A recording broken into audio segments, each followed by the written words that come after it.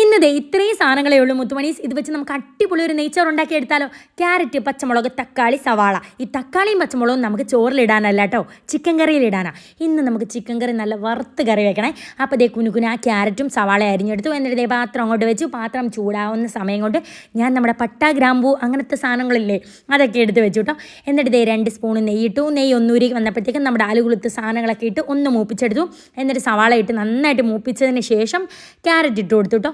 ക്യാരറ്റും ആ നെയ്യിൽ കിടന്ന് ഒന്ന് വാടി വന്നപ്പോഴത്തേക്കും അരി ഞാൻ നേരത്തെ കഴുകി വെച്ചിട്ടുണ്ടായിരുന്നു. വെള്ളമൊക്കെ തോന്നിയതിന് ശേഷം ഈ നെയ്യിലേക്ക് അരിയും കൂടി ഇട്ട് കൊടുത്ത് നന്നായിട്ടൊന്ന് വരട്ടിയെടുത്തു കേട്ടോ. ഒരു പ്രത്യേക മണം വരും, അതുവരെ ഞാനിങ്ങനെ വരട്ടിയിരിക്കും.